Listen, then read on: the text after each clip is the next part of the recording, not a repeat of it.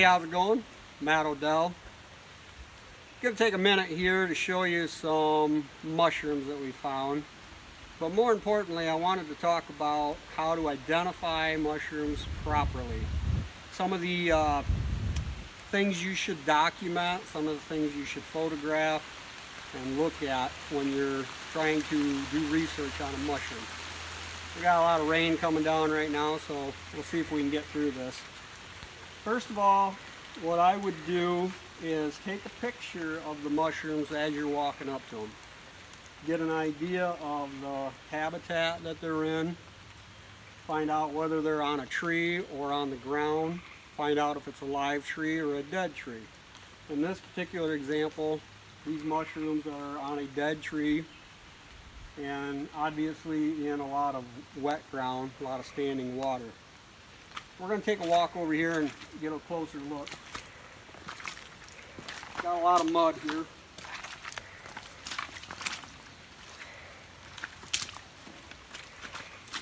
Now I looked at these mushrooms yesterday and I'm pretty confident that I've got them identified. First thing I would do as I walked up to them, like I said, I would take a picture of kind of the surrounding area along with them. Then I would come over to the cluster and I would zoom in and get me a good picture of the cluster itself. Because some mushrooms, like I said, some grow on the ground, some grow on live trees, some grow on dead trees, and some will grow individually, some will grow in small kind of little pockets or fairy rings they call them. Some will grow in groups like this.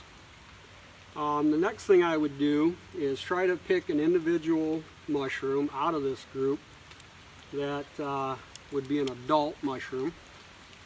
I think I'm going to grab this little guy right here.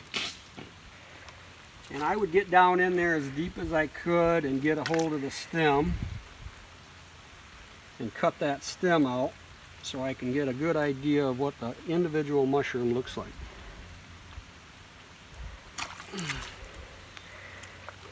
Now at this point I would photograph not only the top side of the mushroom here, but I would get a couple, 2 or 3 pictures around the outside of it, and then you definitely have to get a picture of the underside.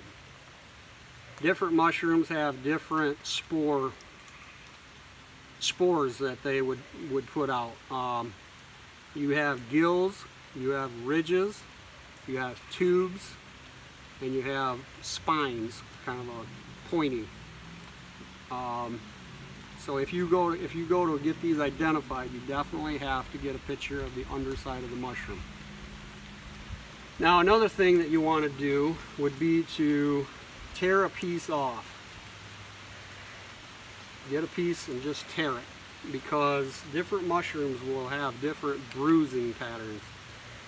Some may change colors when they bruise. I don't know if you ever get the little round button mushrooms out of the grocery store and you cut them open and they kind of bruise, or just pressing on them and you'll see that they turn dark color. That's the bruising that I'm talking about. And like I said, some mushrooms, they could have 2 mushrooms that look identical. One bruises and one doesn't. So you have to tear that mushroom apart a little bit, get an idea of whether it's going to bruise or not. Last thing I want to talk about with the mushrooms in general is that when you go gather mushrooms, you want to have a bag similar to this one here, where you can see my hand through that. It has a lot of holes in it. There's 2 reasons for that. First off, mushrooms want to be able to breathe. If you put them in a plastic bag, they're going to turn mushy real quick. You could be out gathering mushrooms for a few hours, and when you get back to the house, you got them in a plastic bag. A bunch of them are going to be mushy, and you're going to have to throw them out. Put them in a mesh bag like this where they can breathe, and they'll stay fresher a lot longer. The other thing about the mesh bag is that as you're walking around, these mushrooms will drop spores. And you want to be able to have those mushrooms dropping those spores and having a chance of replenishing themselves out in nature. So if you had them in a plastic bag, they wouldn't be able to do that. So I wanted to talk about that. Now these particular mushrooms, we believe them to be golden oysters. And it's kind of unique because they are not native to the United States. Golden oysters are native to eastern Russia and the northern regions of China and Japan. And they believe that the reason these mushrooms are starting to make an appearance here in the United States is because some of them have quote-unquote escaped from cultivated mushroom farms.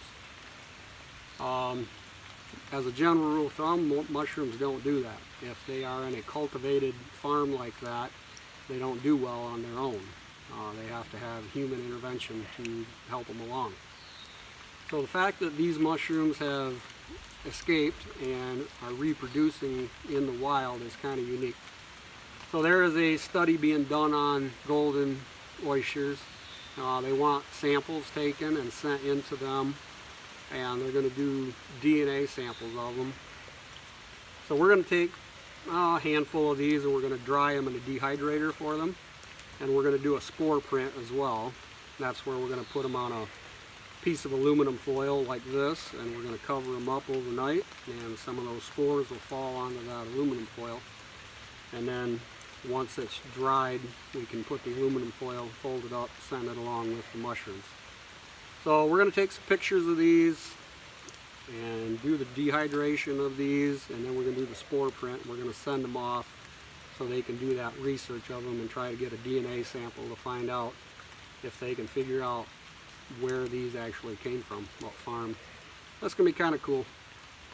Other than that, I can't think of anything else. Like I said, I'm going to go over it real quick, get an idea of the habitat, whether it's on a live tree or a dead tree, whether they're in a group or singular, get a picture of the individual mushroom as well as the underside, and break a piece off to see what kind of bruising. This one doesn't seem to have bruised at all.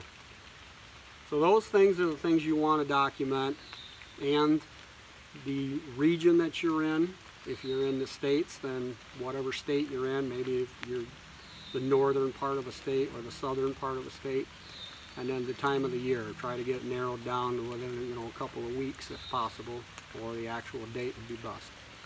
So those are the things you want to document, look for, and then do your research. I always try to pull from 3 different sources. So I may look at a YouTube video, I may go to a mycologist site that studies mushrooms, and I may pull from some people on the Facebook. So that's about it. Other than that, get out there, see if you can find some and take some photographs of them and get them identified. Have a good one. See ya.